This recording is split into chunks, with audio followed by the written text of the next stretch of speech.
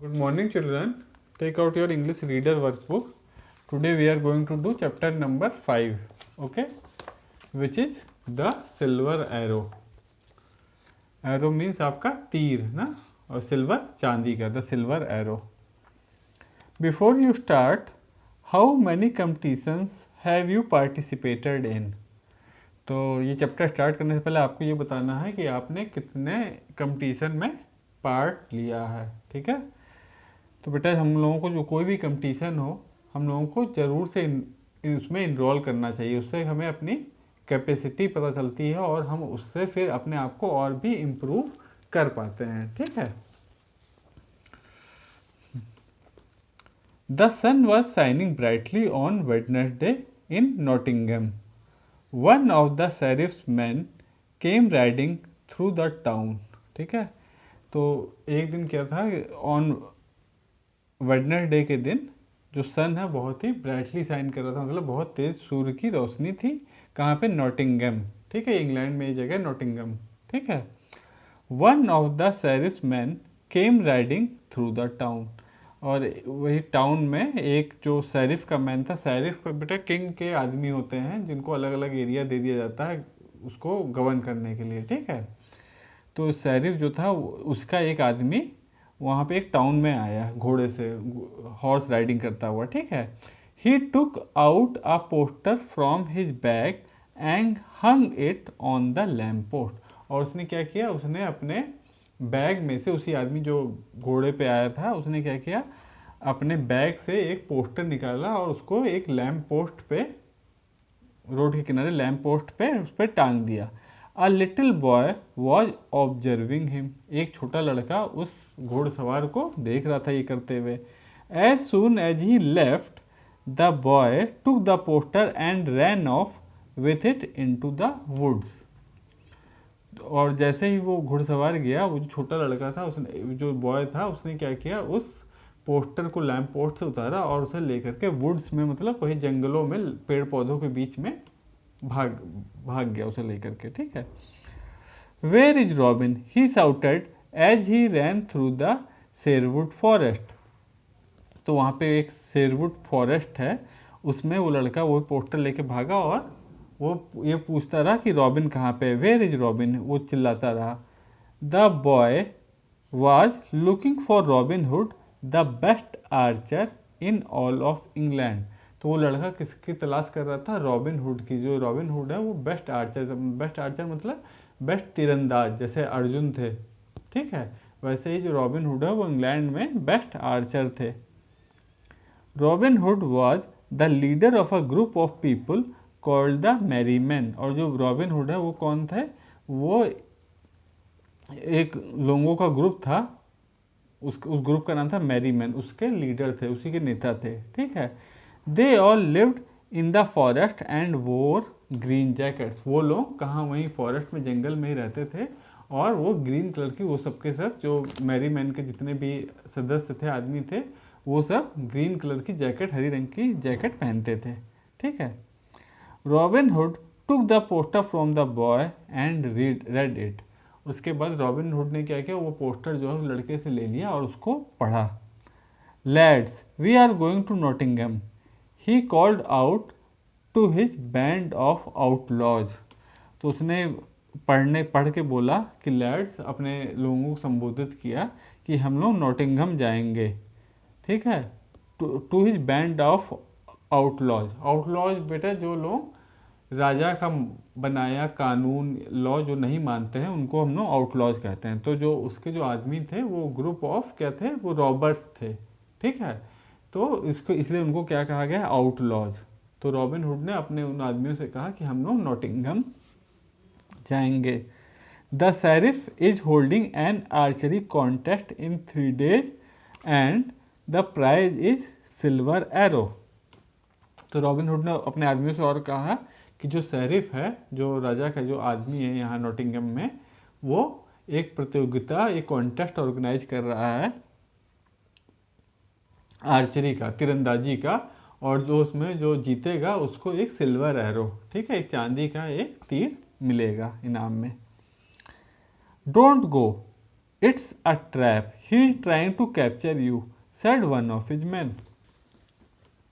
तो उसके एक आदमी ने तुरंत बोला रॉबिनहुड से, डोंट गो, वहाँ मत जाओ। इट्स अ ट्रैप, ट्रैप मतलब तुम्हें कैप्चर करने के लिए एक जाल बिछाना, ठीक है। It's a trap, he is trying to capture you, said one of his man. ठीक है क्या, ये एक ट्रैप है और वो तुम्हें मतलब कैप्चर करने के लिए उसने ये तुम्हें जाल बिछा रहा है, शरीफ जो है। Nonsense, he will never catch me, robin hood answer confidently. लेकिन रॉबिन हुड ने क्या कहा कि नॉनसेंस, ये बेवकूफ़ी वाली बात है, वो मुझे, जो शरीफ है वो मुझे नहीं पकड़ पाएगा। काफ़ी विश्वास के साथ रॉबिन हुड ने बोला। Robin Hood was once a noble man. तो रॉबिन हुड क्या है, वो पहले एक नोबल मैन था। नोबल मैन मतलब बेटा जो, जिसे आप कह सकते हैं कि दरबार में जो काफ़ी हाई पोस्ट पे रहते हैं किंग के साथ में, तो वो था, वो पहले नोबल मैन था, ठीक है। He was loved, he was loyal to the king, वो किंग का बहुत ही लॉयल था, मतलब किंग का काफ़ी वफादार था, ठीक है। The king was fighting wars in far off lands and he had left his brother the prince to rule in his absence. तो जो राजा थे वो काफ़ी दूर देश में जाके लड़ाई कर रहे थे, तो उन्होंने जो अपना राज्यकाज है वो अपने भाई जो प्रिंस था उसके उसको उनको सारा सौंप दिया था, क्योंकि वो उनको काफ़ी दूर जाके लड़ाई करनी थी, युद्ध करना था।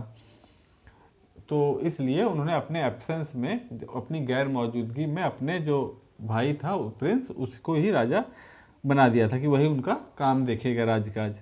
But the Prince was an evil man, लेकिन जो प्रिंस जो था वो बहुत ही ईवल आदमी था, मतलब बहुत ही बदमाश था, धूर्त टाइप का था।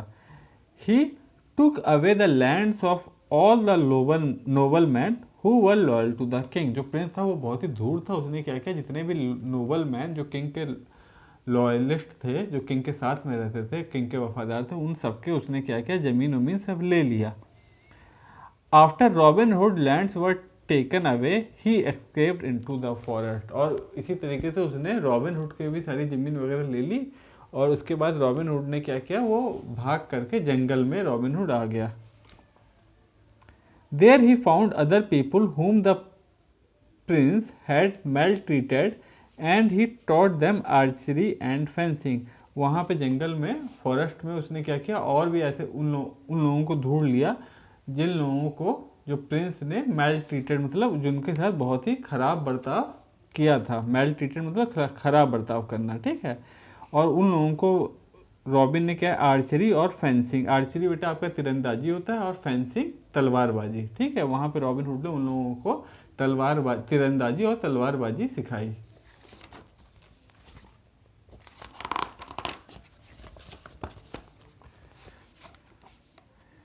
The sheriff of Nottingham was as mean as the Prince.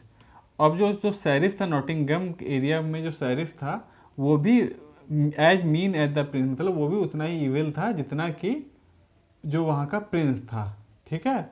उतना ही धूर्त वहाँ जो नॉटिंगम का जो शेरिफ था, नॉटिंगम समझिए इंग्लैंड में एक एरिया है नॉटिंगम, उसका जो राजा है वो अलग अलग लोगों को सब जगहों का वो बना देते हैं, ठीक है, मेन जो उस एरिया का देखेंगे। तो जो वहाँ का शेरिफ था नॉटिंगम का, वो भी बहुत ही इविल था, वो भी प्रिंस की तरह ही बहुत धूर्त था। He hated Robin Hood and the Mary man because they robbed from the rich and help the poor.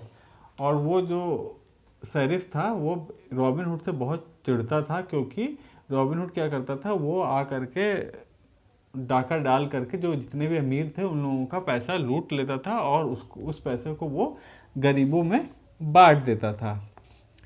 He wanted to capture Robin Hood and imprison him for ever. वो क्या, इस शेरिफ इस तलाश में था कि वो रॉबिन हुड को कैप्चर करके, पकड़ करके उसे हमेशा के लिए जेल में डाल दे। But Robin Hood always found a way to escape. लेकिन रॉबिन हुड हमेशा कोई ना कोई तरकीब पा करके बच के भाग जाता था, निकल जाता। एस्केप मतलब भागना, ठीक है, बच जाता था। On the day of the contest, the sheriff stood.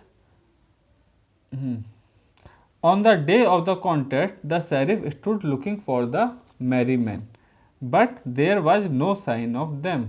तो उसने उसने तो शेरिफ ने तो क्या किया था, ये ट्रैप बिछाया था, ये कॉन्टेस्ट होगा तो रॉबिन आएगा और उसको उसमें हिस्सा लेने के लिए, क्योंकि उसे लालच हो जाएगा कि मुझे प्राइज जीतना है और मैं उसको पकड़वा दूंगा।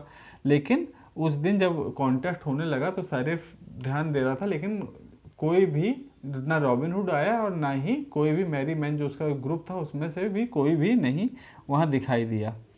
Finally his chief officer said, we must begin the match now, the people are getting impatient.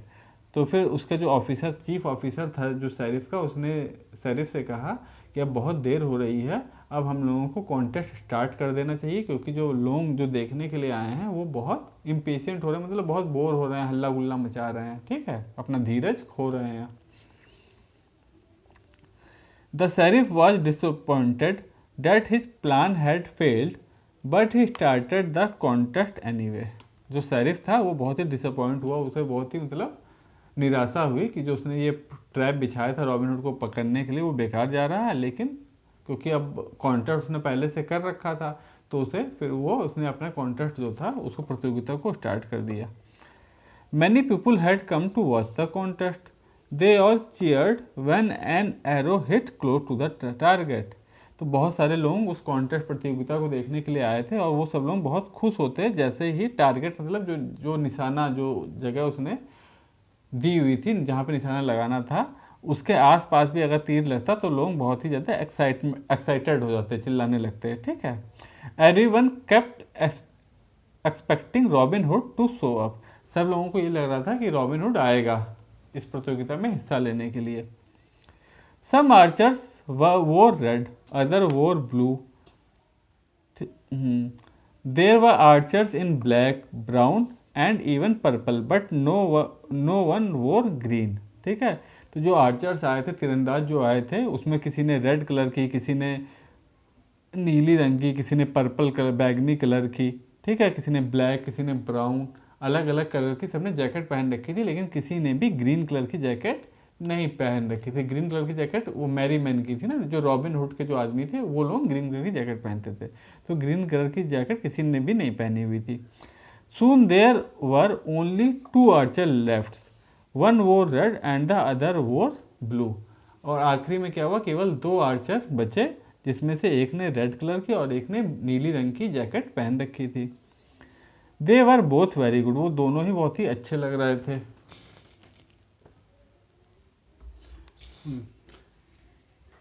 They both were very good. वो दोनों ही बहुत ही अच्छे थे, ठीक है। The spectators grew more excited. जो स्पेक्टेटर्स जो देखने वाले थे वो बहुत ही ज़्यादा एक्साइटेड हो गए, मतलब बहुत ही ज़्यादा उत्तेजित हो गए। Some shouted bravo blue jacket while other exclaimed go red jacket. और वो दोनों ही जो आर्चर थे, जो ब्लू जैकेट और रेड जैकेट थे, दोनों का ही हौसला बढ़ाने लगे, bravo blue bravo red jacket ऐसे ऐसे करके चिल्लाने लगे, ठीक है। Finally the man in the red jacket won the contest. और आखिरी में क्या हुआ, जो मैन जिसने रेड कलर की जैकेट पहन रखी थी उसने वो जो कॉन्टेस्ट था, वो प्रतियोगिता थी, वो जीत ली। कॉन्टेस्ट मतलब आपकी प्रतियोगिता, ठीक है। The people cheered loudly as he went to receive his prize from the sheriff. लोगों ने खूब जोर जोर से लोग चिल्लाने लगे, मतलब क्लैपिंग करने लगे जब वो प्राइज लेने के लिए उसे बहुत ही चीयर करने लगे, उसका बहुत ही हौसला बढ़ाने लगे जब वो प्राइज लेने के लिए शेरिफ से गया, ठीक है। लेकिन जो शेरिफ था, द शेरिफ वाज एंग्री, जो शेरिफ था वो गुस्से में था, क्योंकि शेरिफ का कुछ प्रतियोगिता कराने का मन थोड़ी था, उसका तो मन केवल ये था कि रॉबिन हुड को उसे पकड़ना था।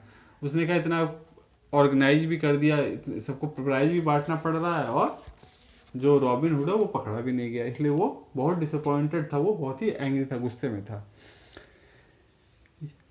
You are lucky that Robin Hood and his merry men were too afraid to come here.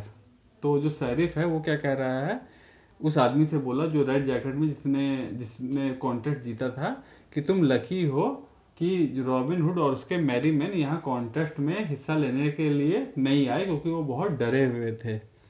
You have won only because those cowards are not here, he mocked. और उसने उसके रेड जैकेट वाले आदमी का जिसने प्राइज जीता था उसका मजाक उड़ाते हुए, उसे मॉक करते हुए, कि मॉक करना मतलब उसका मजाक उड़ाना, ठीक है, बोला कि तुम इसीलिए जीते हो क्योंकि वो जो कावर्ड्स थे, कायर जो थे, कौन कौन, जो रॉबिन हुड और उसके जो मैरी मैन थे उनको कायर कह रहा, वो लोग नहीं आए इसीलिए तुम ये प्राइज जीत गए। The man in the red jacket accepted the silver arrow humbly from the sheriff. उसने बहुत ही हम्बली, बहुत ही मतलब सादगी से, बहुत ही मतलब अच्छे से वो जो एरो जो प्राइज वो शेरिफ दे रहा था उसको उसने एक्सेप्ट किया, ठीक है। Then turning to the sheriff guards he said, since the sheriff said that there is one better than I. तो उसके बाद उसको प्राइज को लेने के बाद उसने शेरिफ के जो गार्ड थे उनसे बोला कि क्योंकि शेरिफ कह रहे हैं कि एक आदमी मुझसे भी बेटर है, ठीक है, I will shoot this arrow as far as it can go, the finder may keep it, ठीक है। इसलिए जो ये प्राइज है इसको मैं क्या करता हूँ, मैं अपने मतलब इसको मैं शूट कर देता हूँ, मतलब उसको अपने धनुष में चलाकर से छोड़ देता हूँ और ये जितना दूर जाके कहीं भी गिर जाए। और फिर तुम लोग जो गार्ड्स, उसने कहा कि तुम लोग जाकर के इसको, इस तीर को ढूंढ लेना और जिसे भी मिल जाए ये तीर उसी का हो जाएगा, क्योंकि जो शेरिफ हैं वो कह रहे हैं मुझसे भी बेटर एक आदमी है, वो नहीं आया इसीलिए मैं ये कॉन्टेस्ट जीता हूँ, ठीक है। The finder may keep it, जो भी उसे उस एरो को ढूंढ ले वो उसको रख सकता है। As soon as he had shot the arrow all the sheriff's greedy guard ran off, leaving the sheriff alone with with the two archers. जैसे ही उसने शूट कर दिया, मतलब उस एरो को धनुष में जला के चला दिया, वो दूर जाके गिरा एरो, तो तीर था, तुरंत ही जितने भी गार्ड्स थे जो वो काफ़ी लालची थे उसके शेरिफ के गार्ड, वो तुरंत ही सब भागे उस एरो को लेने के लिए, ठीक है। हाँ, और शेरिफ को वहाँ पे अकेला छोड़ दिया, शेरिफ और उसके साथ यही दो आर्चर, एक रेड जैकेट वाला और एक ब्लू जैकेट वाला। The sheriff was turning to leave when the man in the blue jacket stepped forward and tied his hands. जो शेरिफ था, शेरिफ अब वो जाने के लिए तैयार हो रहा था कि अब यहाँ से चला जाए, तैसे ही जो ब्लू जैकेट वाला मैन था उसने क्या किया, शेरिफ के हाथ को, दोनों हाथ पकड़ के उसके हाथ को बांध दिया, ठीक है। At the same time the man who had won the arrow through of his red jacket and revealed his green outfit. और तभी जो जिस मैन ने, जिसने कॉन्टेस्ट जीता था, जिसने रेड कलर की जैकेट पहनी थी, उसने क्या किया, उसने अपना जैकेट उतार दिया रेड कलर का और उसके अंदर में उसने रिवील करना मतलब दिखाना, ठीक है, और उसने अपना असली जो कपड़े जो थे उसके वो उसने दिखाया, रिवील्ड ही ग्रीन आउटफिट्स, ठीक है। उसके जो ग्रीन आउटफिट है अंदर उसने ग्रीन कलर का आउटफिट पहन रखा, तो उसने क्या किया था, अपना भेष बदल के आया था ना रॉबिन हुड, ठीक है। Robin Hood and his merry men took the sheriff as their prisoner and went away to Sherwood Forest. अब जो शेरिफ के गार्ड थे वो तो ऑलरेडी उस तीर के खोजने के लिए भाग गए थे, तो शेरिफ अकेला बचा था। तो इधर क्या हुआ, जो रॉबिन हुड था और जो उसके मैरी मैन थे जो भी वहाँ पे थे, उन लोगों ने क्या किया, इसको शेरिफ को अपना प्रिजनर बना लिया, यानी कि बंदी बना लिया, और उसको लेकर के शेरवुड फॉरेस्ट में जहाँ पे वो लोग रहते थे वहाँ पे उसको ले गए। You are worth many silver arrows sheriff, I will get my reward from the king when he return, said Robin Hood. तो रॉबिन हुड ने शेरिफ से कहा कि तुम्हारी जो कीमत है वो बहुत सारे सिल्वर एरोज से ज़्यादा है, ठीक है। शेरिफ से बोला रॉबिन हुड कि तुम्हारी जो कीमत है वो बहुत सारे सिल्वर एरोज से ज़्यादा है, और मुझे तो रिवार्ड मिल, जब किंग जब भी लड़ाई से लौट करके आएंगे मुझे उनसे रिवॉर्ड मिल जाएगा, ठीक है। और उसको उसने के शेरिफ को उन्होंने क्या किया, कैप्चर कर लिया, प्रिजनर बना लिया अपना। तो यही आपकी स्टोरी थी। अब इसमें देखिए वर्ड्स टू नो, कुछ वर्ड मीनिंग है यहाँ पे। Outlaws, to make something illegal. तो आउटलॉज का मीनिंग क्या होता है? समथिंग इलीगल, ठीक है, जो कि मतलब वो सही नहीं है, लीगली सही नहीं है, ठीक है। फिर noble man, a man of high position और रैंक। नोबल मैन उनको कहते हैं जो कि बहुत ही ऊंची पोजीशन में या हाई रैंक का आदमी हो, ठीक है, उसको हम लोग नोबल मैन कहते हैं। फिर mild treated, to treat a person or animal in a cruel or unkind way. Mild treated का मीनिंग होता है कि किसी को साथ गलत तरीके से, गलत व्यवहार से पेश आना, चाहे वो एनिमल हो, क्रूअली, चाहे वो एनिमल हो या कोई भी इंसान हो, ठीक है। फिर हम्बली, नॉट प्राउड और एरोगेंट। हम्बली मतलब बहुत ही सादगी से, किसी गर्व, बहुत गर्व नहीं करना या बहुत ही ज़्यादा वो एरोगेंट नहीं होना, घमंडी, ठीक है। फिर revealed, made something known to somebody. Revealed मतलब कोई चीज़ दिखा, बता देना, कोई चीज़ का अपना भेद खोल देना, ठीक है, रिवील कर देना। टू मेक समथिंग नो और to somebody.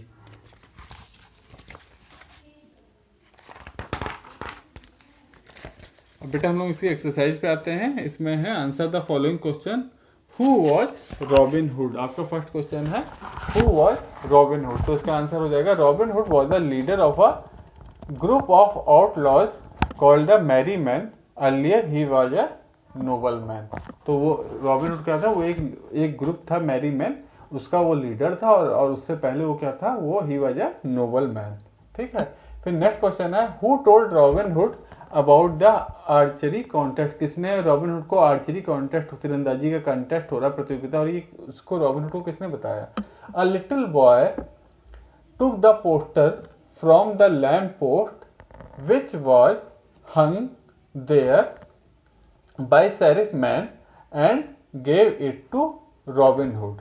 All the details of archery contest was there in the poster. तो एक लड़के, एक स्मॉल बॉय, एक छोटे लड़के ने वो जो लैम्प पोस्ट से जो एक पोस्टर था उसे निकाल करके रॉबिन हुड को दिया, और उसी ने उसको बताया, और उसी पोस्टर में उस आर्चरी कॉन्टेस्ट के बाकी जो सारी डिटेल्स है वो मेंशन थी, वो सारी दी हुई थी, ठीक है। फिर नेक्स्ट क्वेश्चन है how did Robin Hood manage to trick the sheriff? तो जो रॉबिन हुड है उसने कैसे उसको बेवकूफ़ बना दिया, कैसे उसको अपनी चाल में फंसा लिया शेरिफ को? तो इसका हमने आंसर लिखा बेटा robin hood disguised himself and took part in the contest. Robin Hood ने अपना बेस बदल के उस कॉन्टेस्ट में पार्ट लिया। After winning the contest Robin hood shoot the silver arrow far away and told the greedy guards of sheriff that the finder of arrow में keep it. उसके बाद उसने क्या किया? उस एरो को खूब दूर फेंक दिया धनुष से अपने, और गार्ड से कहा कि जो भी इसे पा जाए वो उसको ले सकता है, ठीक है।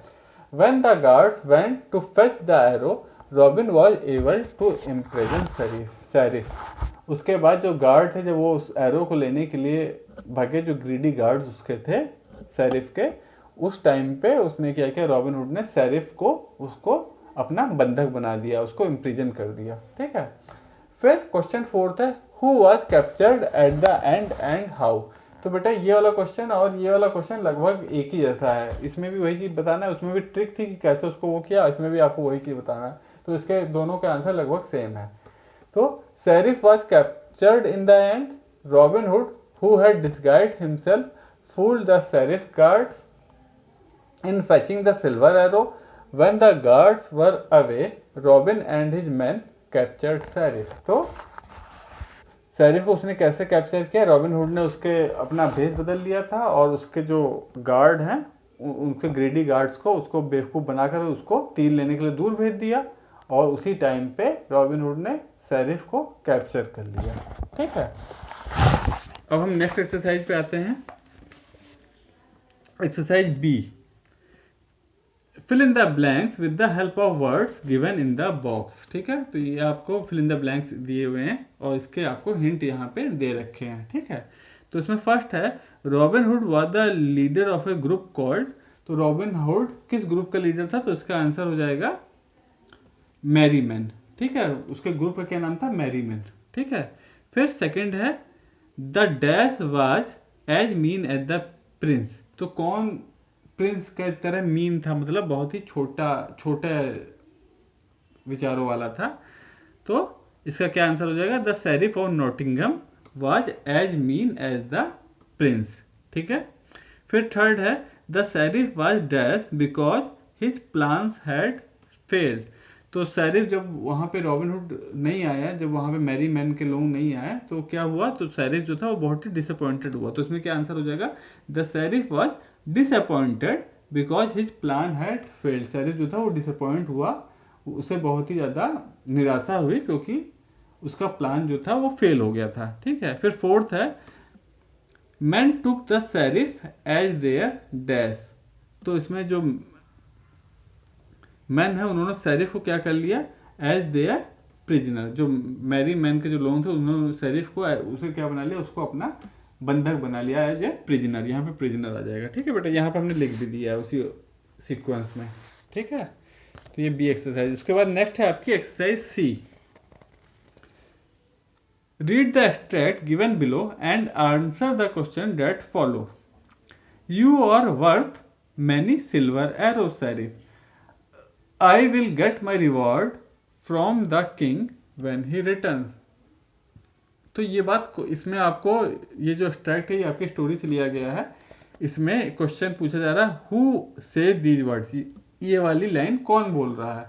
तो ये वाली लाइन कौन बोल रहा है, वो रॉबिन हुड शेरिफ से कह रहा था कि जब उसको प्रिजनर बना लिया शेरिफ को रॉबिन हुड ने, तो उससे क्या कहा कि तुम वर्थ हो, तुम कई सारे सिल्वर कॉइन से भी, सिल्वर एरो से भी वर्थ हो, उससे भी ज़्यादा मेरे लिए कीमती हो, और जब राजा आएंगे मैं उनको राजा को तुम्हें सौंपूंगा और वो इन रिटर्न मुझको रिवॉर्ड देंगे। ठीक है। तो हु सेज दीज वर्ड्स, ये लाइन कौन बोल रहा है, तो इसका आंसर हो जाएगा, यहाँ लिखा है these words are spoken by Robin Hood. ये वर्ड्स रॉबिन हुड बोल रहा है। ठीक है। फिर नेक्स्ट क्वेश्चन है, हु इज यू हियर। यहाँ पे जो एक्सट्रैक्ट में जो वर्ड आ रहा है यू, ये यू कौन है, तुम। यहाँ पे जो तुम कह के रॉबिन हुड किसको संबोधित कर रहा है, तो उसका आंसर हो जाएगा you is refer to sheriff. You से मतलब है शेरिफ का। ठीक है। फिर थर्ड क्वेश्चन है, how was the entire plan executed. जो पूरा प्लान है वो कैसे एग्जीक्यूट किया गया। तो बेटा इसका भी आंसर जो है वो लगभग जो आपका थर्ड फोर्थ का आंसर है वो भी एकदम इसी टाइप का है, वो सारा प्लान कैसे था। तो उसका भी आंसर हमने यहीं पे लिख दिया है। Robin Hood disguised himself and took part in the contest. Robin Hood ने क्या किया, अपने आप को अपना वेश बदल के उस कॉन्टेस्ट में हिस्सा लिया। After winning the contest Robin hood shoot the silver arrow far away and told the greedy guards of sheriff that the finder of arrow में कीप इट। उसके बाद उसने जो एरो शूट करके ग्रीडी गार्ड जो शेरिफ के थे उनसे कहा कि जो भी उसको फाइंड कर लेगा एरो को वो उसको ले सकता है, may keep it. When the guards ran away to fetch the arrow. उसके बाद जब गार्ड जो है वो एरो फेच करने मतलब उस एरो को लेने के लिए गए, robin and his man इम्प्रिजेंट sheriff. Robin और उसके मैन ने क्या किया, जो शेरिफ था उसको बंदी बना लिया। ठीक है। अभी हम आते हैं डी एक्सरसाइज पे। Read these words allowed. इसमें शेरिफ, नॉट शेरिफ तो वही जो किंग का जो ऑफिसर जो एक एरिया को रूल कर रहा था उसके लिए शेरिफ यूज हुआ। फिर नॉटिंघम, नॉटिंघम एक जगह है। ठीक है। फिर आर्चरी, आर्चरी आप जानते हैं तीरंदाजी। नोबलमैन, नोबलमैन जो हाई रैंक के अधिकारी होते हैं या लोग होते हैं, कुलीन जिसे हिंदी में बोलते हैं। चीफ भी हाई रैंक का पर्सन हो गया। ठीक है। कावर्ड्स, कावर्ड्स कहते हैं कायर लोगों को। ठीक है। जो डर जाते हैं वो जल्दी से ही, कोई लड़ाई हो तो भाग जाते हैं। ठीक है। उनको हम लोग कावर्ड्स बोलते हैं, कायर। रिसीव मतलब किसी को देना, कुछ मिलना मतलब कहीं से। तो इन वर्ड्स को आपको जोर जोर से पढ़ने हैं। ठीक है। अब हम आते हैं ग्रामर की एक्सरसाइज पे, ग्रामर फन। इसमें हम आते हैं टेंसेस पे। टेंस बेटा आपका जो हिंदी में जिसे हम कहते हैं काल, वर्तमान काल, भूतकाल, भविष्य काल। ठीक है। तो इंग्लिश में वो क्या कहलाता है, tense. Present tense, past tense, future tense. ठीक है। प्रेजेंट टेंस जो चल रहा है, पास्ट टेंस जो बीत गया, फ्यूचर टेंस जो आने वाला है। ठीक है। तो उसी के बारे में हम लोग पढ़ेंगे। Present perfect tense. तो फर्स्ट हम पढ़ेंगे present perfect tense. The present perfect tense is a verb tense which is used to show that an action has taken place once or many times before। तो बेटा इसमें पहले जो बताया गया वो बताया गया आपको प्रेजेंट परफेक्ट टेंस। तो प्रेजेंट परफेक्ट टेंस क्या बताता है कि जो एक्शन है वो पहले कई बार परफॉर्म है टेकन प्लेस, पहले एक्शन परफॉर्म किया गया हो एक या एक से ज़्यादा बार। Example, you have seen that many times, तुमने वो चीज़ बहुत बार देखा है। ठीक है, तो ये आपका क्या हो जाएगा प्रेजेंट परफेक्ट टेंस। या फिर have you seen that movie many times, क्या तुमने वो मूवी बहुत बार देखी है। तो ये आपके ये जो सेंटेंस है ये किसमें है आपके प्रेजेंट परफेक्ट टेंस में। ठीक है, फिर नेक्स्ट है आपका प्रेजेंट परफेक्ट कंटिन्यूअस टेंस। ठीक है, ये प्रेजेंट परफेक्ट टेंस था, अब है आपका प्रेजेंट परफेक्ट कंटिन्यूअस टेंस। ये क्या होता है, the present continuous tense tells us that an action that began at some point in the past and is continuing into the present। तो ये प्रेजेंट परफेक्ट कंटिन्यूअस टेंस वो action होता है कि जो कुछ समय पहले स्टार्ट हुआ था लेकिन जब बात की जा रही है उस टाइम पे वो एक्शन चल रहा हो। ठीक है, तो उस टाइप के सेंटेंस को हम लोग क्या बोलेंगे, ये present perfect continuous tense. We use has और have and been with since for to indicate this. इन सेंटेंस को हम लोग बोलने के लिए क्या क्या चीज़ का इस्तेमाल करते हैं, has, have, been, since, for, ये सब चीज़ों का हम लोग इस्तेमाल करते हैं इन सेंटेंस को लिखने में, प्रेजेंट परफेक्ट कंटिन्यूअस टेंस इसको बोलने के लिए। ठीक है, इसके एग्जाम्पल है she has been studying since 4 hours, कि वो जो है वो 4 घंटे से पढ़ रही है, यानी कि उसने पढ़ना कुछ समय पहले स्टार्ट कर दिया था और लेकिन अभी भी वो पढ़ रही है। तो ये कौन सा सेंटेंस हो जाएगा आपका प्रेजेंट परफेक्ट कंटिन्यूअस टेंस। ठीक है, उसके बाद थर्ड पे हम आते हैं, वो है आपका पास्ट कंटिन्यूअस टेंस। ठीक है, द पास्ट, जो भी बेटा आपके टेंस है वो क्या बताते हैं, वो सारे ही जो टेंस होते हैं वो आपके एक्शन बताते हैं। एक्शन पहले घट गए या एक्शन मतलब वो एक्शन बताते हैं, यानी कि वर्ब के बारे में बताते हैं। जो आपका क्रिया होता है, वर्ब क्या होता है, एक्शन वर्ड्स को, जैसे प्लेइंग, डांसिंग, स्लीपिंग, ये सब क्या होता है, ये सब आपके एक्शन वर्ड होते हैं। ठीक है, तो ये जो एक्शन वर्ड हैं वो मतलब अभी प्रेजेंट में कोई एक्शन हो रहा है, कोई एक्शन हो चुका है या कोई एक्शन है होने वाला है, तो उन सब चीज़ों के लिए हम लोग टेंस से पढ़ते हैं। ठीक है, टेंस में पढ़ते हैं वो सब चीज़ें। अब हम आते हैं पास्ट कंटिन्यूअस टेंस। ये क्या होता है, the past continuous tells us about an action that was going on at some known और unknown time in the past. We use was और were and an ing word to indicate this. तो past continuous tense बेटा वो tense होता है जिसमें जो action है वो कुछ समय पहले स्टार्ट हुआ था और जब वो ये on about an action that was going on at some time. हाँ, ये एक्शन कुछ समय मतलब पहले चल रहा था, ये वाला एक्शन। ठीक है, मतलब पास्ट समय में कोई एक्शन चल रहा था तो उसको हम लोग पास्ट कंटिन्यूअस टेंस बोलेंगे। ठीक है, और इसको बोलने के लिए हम लोग वाज, वर और वर्ब की ing फॉर्म, जैसे ing प्लेइंग, ठीक है, लाफिंग, डांसिंग, जिसमें लास्ट में वर्ब में हम लोग ing ऐड करते हैं, और वाज और वर्ब का भी इस्तेमाल करेंगे सेंटेंसेस में। ठीक है, जैसे इसका एग्जांपल है आई वॉज स्लीपिंग, मैं सो रहा था। ठीक है, मैं पास्ट में सो रहा था और वो एक्शन कंटिन्यूड है, सो के वो उठा नहीं था, वो सो रहा था। तो ये क्या हो जाएगा आपका past continuous tense. We were eating during the class, हम क्लास के दौरान खा रहे थे। तो ये एक्शन खत्म नहीं होता, क्लास चल रही थी और हम लोग खा रहे थे। ठीक है, तो ये आपका क्या हो जाएगा पास्ट कंटिन्यूअस टेंस। ठीक है, अब आपका इसमें फोर्थ है future continuous tense. The future continuous tense is used to talk about action that will take place at some time in the future. We use will be and an ing verb to indicate this. तो जो आपका future continuous tense है वो action बताता है जो कि future में होगा, ठीक है, जो कि आने वाले भविष्य में होगा। इसमें भी हम लोग किसका इस्तेमाल करते हैं इसे बोलने के लिए? We use will be. हम लोग इसमें इन सेंटेंस को बोलने के लिए हम लोग विल बी का इस्तेमाल करते हैं, और अगेन वर्ब की आईएनजी फॉर्म का, यानी कि प्लेइंग, डांसिंग, जिसमें आईएनजी लगा होता है वर्ब की, उस फॉर्म को हम लोग इस्तेमाल करते हैं। Example, they will be living soon for the airport, ठीक है। अब वो लोग जल्दी ही एयरपोर्ट के लिए निकलेंगे, ठीक है। तो ये आपका क्या हुआ? फ्यूचर कंटिन्यूस, मतलब वो लोग, अब ये एक्शन कब होगा? ये फ्यूचर में होगा, भविष्य में ये एक्शन होगा। तो दे विल बी, तो हमने क्या यूज किया? विल बी, मतलब वो लोग आगे अभी नहीं निकले हैं, अभी निकलने वाले हैं। दे विल बी लीविंग, और हमें लीव की आईएनजी फॉर्म क्या? लीव एक तो हो गया जाएंगे, और लीविंग उसका हमने क्या किया? वर्ब की आईएनजी फॉर्म लगा दी, यानी कि लीव में आईएनजी जोड़ दिया। Leaving soon for the airport, ठीक है। तो ये आपका क्या हो गया? Future continuous tense.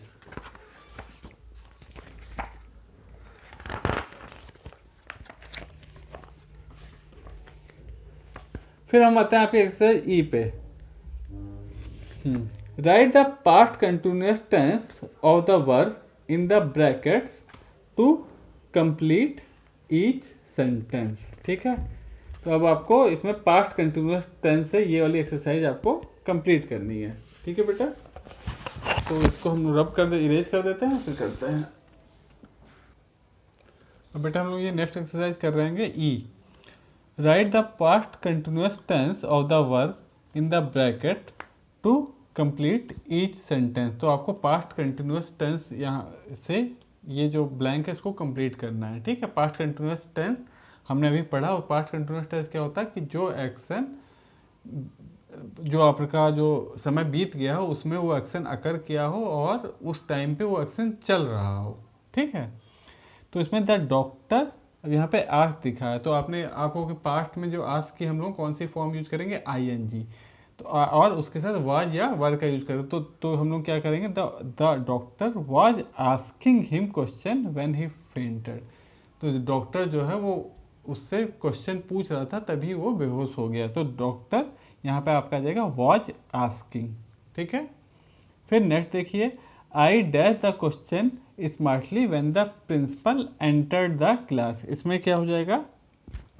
I was answer की जगह कर देंगे आंसरिंग, और आंसरिंग के पहले हम लोग वॉज लगा देंगे, पास्ट कंटिन्यूअस टेंस में है ना। तो I was answering the question smartly when the principal entered the class. तो ये सेंटेंस इसमें हो गया आपका, ये पास्ट कंटिन्यूअस टेंस में है, ठीक है। फिर थर्ड देखिए, he dash more money than he needed to. तो इसका क्या हो जाएगा? He was spending, he was spending, spend क्या हो जाएगा? वर्ब का आईएनजी लगा दें, तो he was spending more money than he needed to, वो खर्चा ज़्यादा कर रहा था, ठीक है। फिर फोर्थ है, Suresh dash to school when he fell down. तो इसका क्या हो जाएगा? सुरेश वॉज रनिंग, रन का running, Suresh was running to school when he fell down. Suresh school जा रहा था जब वो गिर गया। तो ये भी सेंटेंस किसमें है आपका? पास्ट कंटिन्यूअस टेंस में। फिर फिफ्थ वन देखिए, I dash a birthday card for my mother when she walked in. तो इसमें देखिए मेक्स है, तो इसका क्या हो जाएगा? आई वॉज मेकिंग, ठीक है, I was making a birthday card for my mother when she walks in. मैं अपनी मदर के लिए एक बर्थडे कार्ड बना रहा था कि जब वो एकाएक अंदर आ गई, ठीक है। इसका बेटा हमने यहाँ पर लिख भी दिया है, ठीक है। I was making a birthday card for my mother when she comes in, when she walks in, ठीक है। फिर अब एफ एक्सरसाइज देखिए, fill in the blanks with one of the four option given. इसमें आपको फोर ऑप्शन दिए है, I have just, I have been, I was, I will be, ठीक है। तो आपको इन्हीं ऑप्शन में से, इन्हीं चारों में से ऑप्शन में से इन ब्लैंक को फिल करना है। तो जैसे फर्स्ट है देयर यस्टरडे, तो उसमें क्या हो जाएगा? आई वॉज देयर यस्टरडे, मैं वहाँ पे कल था। तो यहाँ पे क्या पास्ट में, तो आप क्या यूज करेंगे? I was there yesterday. फिर सेकंड देखिए, सेकंड क्या हो जाएगा, फिनिश्ड माई क्लास वर्क, इसमें हो जाएगा आई हैव जस्ट, मैंने अभी अभी अपना क्लास वर्क खत्म किया, आई have just finished my class work. फिर थर्ड देखिए, visiting my doctor on Friday, ठीक है, तो मैं फ्राइडे को जाऊंगा डॉक्टर के पास, तो आई will be visiting my doctor on Friday, ठीक है। फिर नेक्स्ट देखिए फोर्थ वन, तो इसका क्या हो जाएगा, प्लानिंग टू गो इन दिसंबर, तो इसका क्या हो जाएगा, आई हैव बीन, मैं इसकी प्लानिंग कर रहा हूँ दिसंबर में जाने के लिए, I have been planning to go in December, I have been planning to go in December, ठीक है। फिर नेक्स्ट वन देखिए, फोर्थ वन, हाँ sorry fifth one, waiting for 2 hours, तो इसका क्या हो जाएगा, I was waiting for 2 hours, मैं 2 घंटे से इंतजारी कर रहा था, I was waiting for 2 hours, तो ये भी किसमें है आपका, पास्ट कंटिन्यूअस टेंस है, ठीक है। फिर सिक्स वन, लास्ट वन देखिए, टेकन माई डॉग आउट, तो इसको मैं आप क्या कर देंगे, आई have just taken my dog out, okay, ये भी फ्यूचर कंटिन्यूअस टेंस है, I have just taken my dog out, okay. तो इस तरीके से ये आप कंप्लीट कर लीजिएगा, यहाँ हमने लिख दिए हैं सब, ठीक है। उसके बाद बेटा हम आते हैं वर्ड वाइज एक्सरसाइज जी पे, इसमें है read aloud the words given below and find out the number of syllables in each and write 0 या 00 और triple O against each word, O against each word, मतलब जितने सिलेबल्स हर वर्ड में हैं उतने ही आप उसके आगे ओ बना दीजिए, ठीक है। तो बेटा आपका पहले होता है कि सिलेबल्स क्या है, सिलेबल्स हम लोग कहते हैं वॉवल साउंड को, जैसे किसी वर्ड में वॉवल साउंड आ रही होती है तो उसको हम लोग सिलेबल्स कहेंगे, जितनी वॉवल साउंड किसी वर्ड में आएगी, किसी शब्द में जितनी भी वॉवल साउंड आएगी उतने उसमें सिलेबल्स होंगे, ठीक है।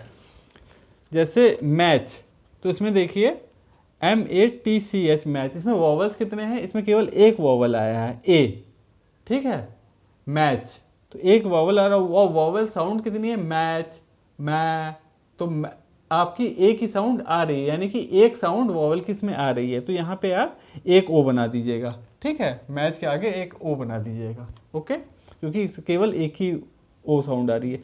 अब देखिए फॉरेस्ट, फॉ, तो एक वॉवल ओ है और एक वॉवल ई है, और इसमें वॉवल साउंड कितनी आ रही है, फॉर और रेस्ट, ई की भी साउंड आ रही है और ओ की भी साउंड आ रही है, तो उसमें आप 2 ओ बना दीजिएगा, ठीक है। फिर थर्ड वर्ड देखिए आपका एक्साइटमेंट, तो एक एक्स, तो एक ई इधर साउंड आई, फिर साइट, फिर आई की साउंड आई, फिर मेंट, ME, तो इसमें 3 वॉवल साउंड आ रही है, तो इसमें आप 3 ओ बना दीजिएगा, ठीक है। कितने वॉवल्स आ रहे हैं इससे मतलब नहीं होता, कितनी वॉवल साउंड आ रही हैं, AEIOU आपके वॉवल होते हैं, उनकी कितनी साउंड आ रही है उतने आपको यहाँ पे ओ बना जाएंगे। अब देखिए फोर्थ है आपका हम्बली, तो एक हम, तो यहाँ पे यू का एक साउंड आ रही है, तो एक वॉवल तो ये हो गया हम बली, और हम्बली में देखिए लास्ट में वाई है, तो वाई कोई वॉवल नहीं है, लेकिन हम्बली, तो लेकिन साउंड किसका आ रहा है, ई का, ई आपका क्या है, ई आपका वॉवल है, तो इसलिए हमको वॉवल साउंड से मतलब है, तो एक वॉवल हो गया यू का साउंड आ रहा है, एक वॉवल वाई पे ई का आ रहा है, ठीक है, तो इसमें हम लोग 2 ओ बना देंगे, ठीक है, हमें वॉवल साउंड से मतलब होता है, ठीक है। फिर बो, तो बो में एक साउंड आ रहा है ओ का, एक वॉवल, तो यहाँ पे एक ओ बना दीजिएगा। फिर ग्रीन, इसमें भी ई का एक साउंड आ रहा है, तो यहाँ पे भले ही 2 दिए लेकिन हम एक ओ बना देंगे, ठीक है। तो इस तरीके से ये एक्सरसाइज आप कंप्लीट कर लीजिएगा। तो सिलेबल्स आप समझ गए बेटा, सिलेबल्स किसी वर्ड में कितना वॉवल का साउंड आ रहा है, वॉवल का साउंड वो काउंट आपको करना रहेगा, ठीक है। कितने वॉवल्स आ रहे हैं उससे मतलब नहीं, कितना वॉवल का साउंड आ रहा है, जैसे जिससे हम कहते हैं स्वर की कितनी ध्वनि, स्वर की ध्वनि, तो कितनी ध्वनि आ रही है, ठीक, कितने स्वरों की ध्वनि आ रही है, तो वो आपको काउंट करना है, कितने वॉवल्स के साउंड आ रहे हैं उसको आपको काउंट करके लिखना है उन वर्ड्स में, ठीक है। अब हम नेक्स्ट एक्सरसाइज आपकी एच है, how many people like Robin hood, उन्हें कितने लोग पसंद करते थे, तो इसका हमने आंसर बेटा ऐसे लिख दिया, many people like Robin Hood as he used to rob the rich arrogant people and distributed it amongst poor and needy. वो क्या करता था, जो अमीर और जो वैसे लोग होते थे, जो मतलब जो राजा के जो चाटुकार लोग, जो बदमाश टाइप के लोग होते थे, उनको रॉब करता था और वो गरीब लोगों में या जिनको ज़रूरतमंदों में वो पैसा बांट दिया करता था, इसलिए लोग उसे बहुत लाइक करते थे। Apart from it he was very brave also, इसके अलावा वो बहुत ही बहादुर भी था।